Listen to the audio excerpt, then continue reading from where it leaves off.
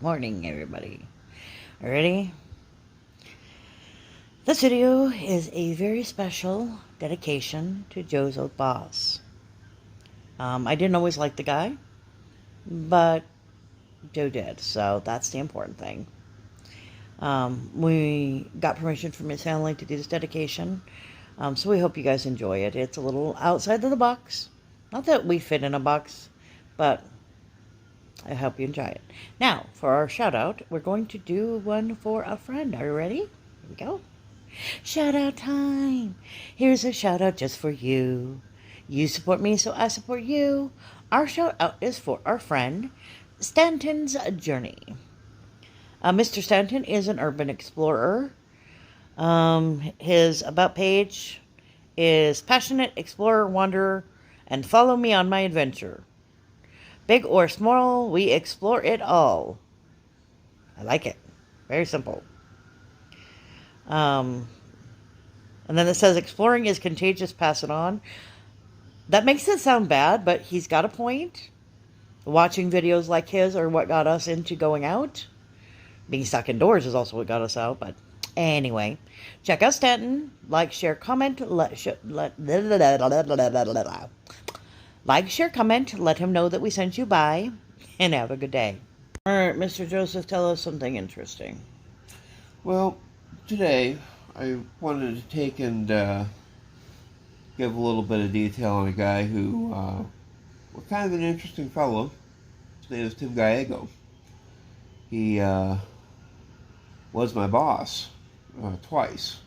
The first time I worked with him, it was for about 6 years.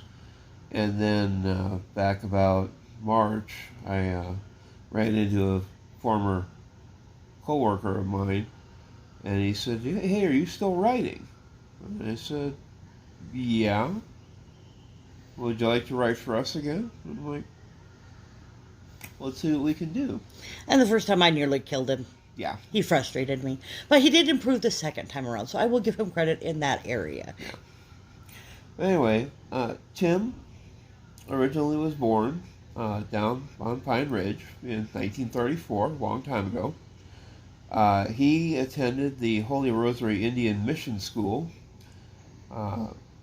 He would learn a couple different trades down there, including how to be a part-time barber, cutting hairs of several of the senior classmates that he had.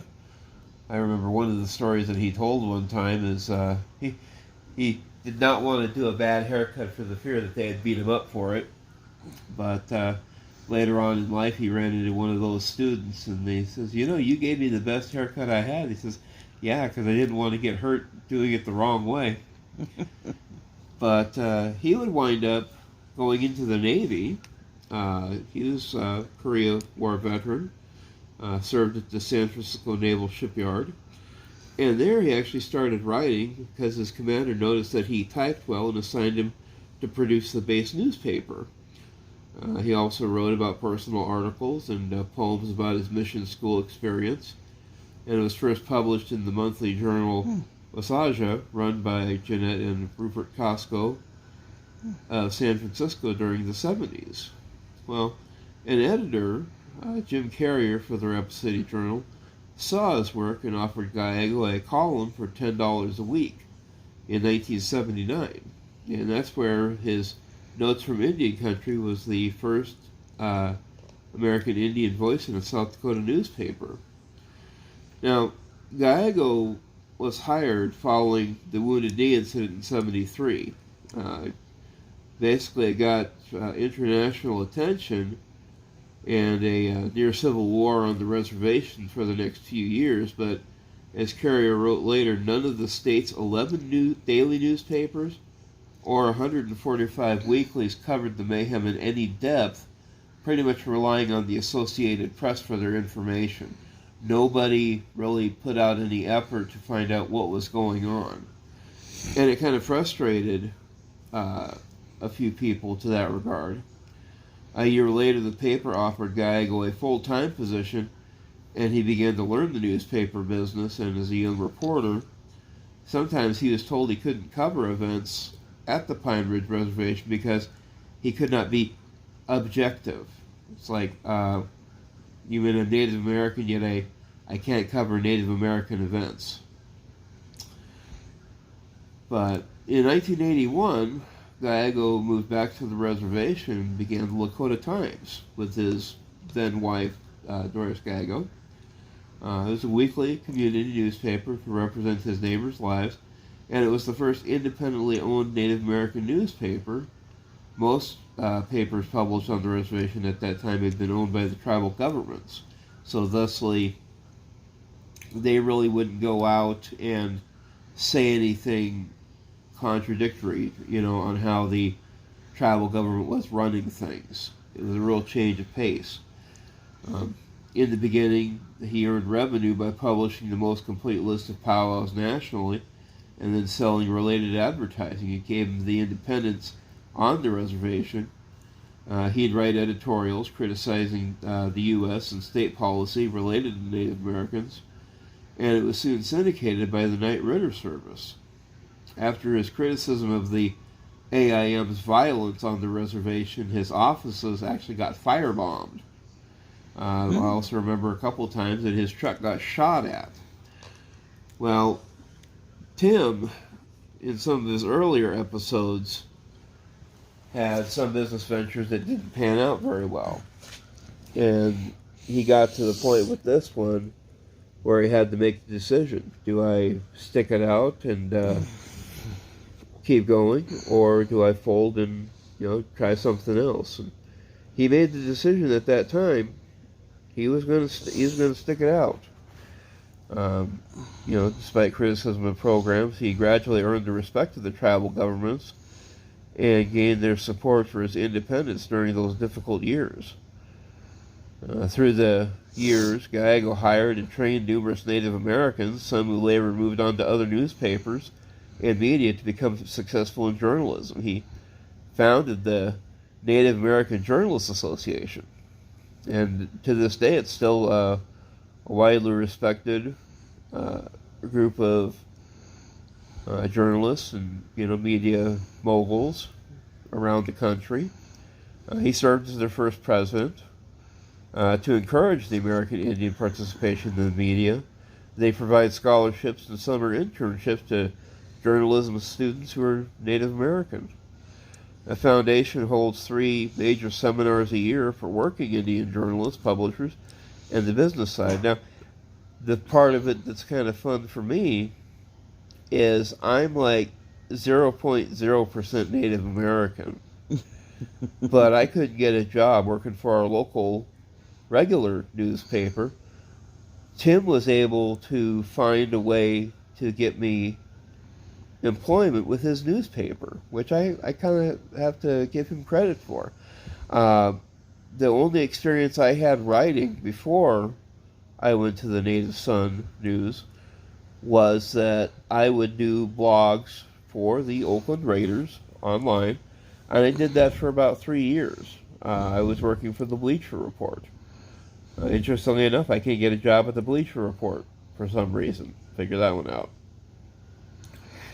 Anyway, Giago would expand the paper's coverage to all the Indian reservations in South Dakota. There's 9 of them to work with.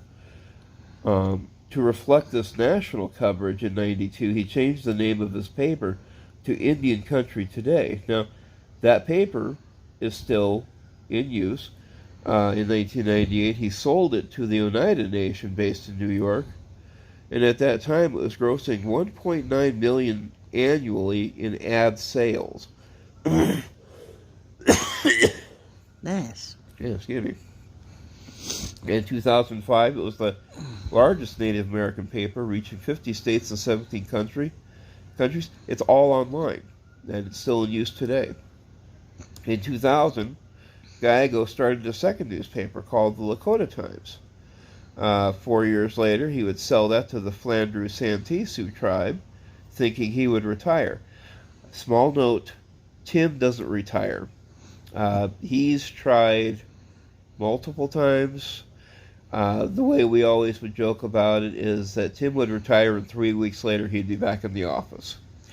He just wouldn't know how to stay retired. It was in his blood. Um, about 2009, he would found the paper I work for now, the Native Son News, out of Rapid City, committing to its investigative journalism as well as broad coverage of Indian news. It's published on paper only, which in this day and age is kind of unique because a lot of papers are going online only. But Still think it's a missed opportunity. yeah, he is looking at some of the ideas of going online, and it's one of the things that has been discussed. But, the big thing out here is since there's a lack of internet on a lot of the reservations, Right. that's why we still mail out papers every week. The truck comes down, they're printed up in Spearfish, and a guy drops them off. And then from there, we... I'm just saying at see least them. advertisement should be online. Oh, yeah. I mean, media is free. Yep. But, that investigative journalism, it does sell papers, which is kind of cool. And he also does a columnist piece for the Huffington Post, an online news source. As things would go along, Giago and his first wife, Doris, with whom he started the Lakota Times, later with divorce, she became the first Indian journalism professor at the South Dakota State University, and also the first tenured Native American professor in SDSU history. She retired as a professor emeritus in 2014. His second wife, Jackie, still works there at the newspaper with us, and is now technically the owner. They've had 12 children. Sadly, he would pass away on July 24th, 2022, aged 88. He would write several books that talked about his experiences at Holy Rosary Indian Mission School. And in the media, they've had a lot of information about mission schools and the treatment of Native Americans. And they're, still to this day are finding locations where children apparently died at some of these schools. When I was talking to Tim about it earlier, he had mentioned that if they wanted to know where people were buried, they should talk to him, because on some cases he would actually have to dig. And around Red Cloud, for example, if you look at it on Google Earth, we plan to make a drive down there sometime. You can see where there's two cemeteries. There's the one that's on the school site, and then there's one that's now located across the road from Highway 18, and it's rather large and sprawling. But then again, you think about Red Cloud Indian School, or Holy Rosary as it was once known. It was a really large school system with, I think, about 8 different buildings. And he did one on his Notes from Indian Country, which is kind of a collection of short stories, which is kind of cool. I like reading some of the old ones. One called The American Indian in the Media, which he probably has firsthand experiences with. And then his last one was one called Children Left Behind, The Dark Legacy of Indian Mission Boarding Schools. Now, some of his honors that he got, when he was working with the Lakota Times, the Indian Country Today, they won more than 50 awards from the South Dakota Newspaper Association while he was the publisher. Surprisingly enough, I actually won an award writing for his paper when we were covering Native American boxing. Yeah. Boxing. He did get, in 1985, the H.L. Mencken Award for Journalism. In 1991, Harvard University Nieman Fellowship. And the University of Missouri awarded him a Distinguished Journalism Award. In 2007, he was the first American Indian inducted into the South Dakota Newspaper Hall of Fame. So he was kind of a pioneer in his own right. But, the big thing that's always stuck with me is that Giago was never really afraid to, if he saw somebody who had a talent for writing, he would go out, find them, and try to bring them in.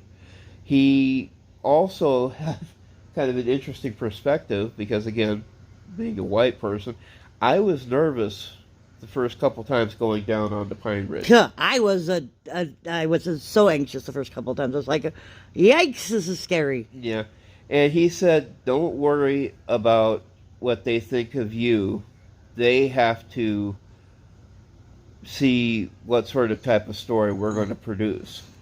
And so, the first couple times I went down, yeah, I was nervous, but they were rather gracious on a lot of their things. Sometimes they'd see, you need a bottle of water, you need a snack or something, because I was spooked like you wouldn't imagine standing on the sidelines for some of those games. But after a while, they didn't even notice me. They knew I was down there to do my job, and I would do it to the best of my ability. I think Tim, in his own way, thought it was kind of cool because that way, if I wanted to go to a basketball game, I could sit in the stands of the opposing team and write exactly how their fans behaved. So I was kind of like the fly on the wall, scouting and learning about the opponents.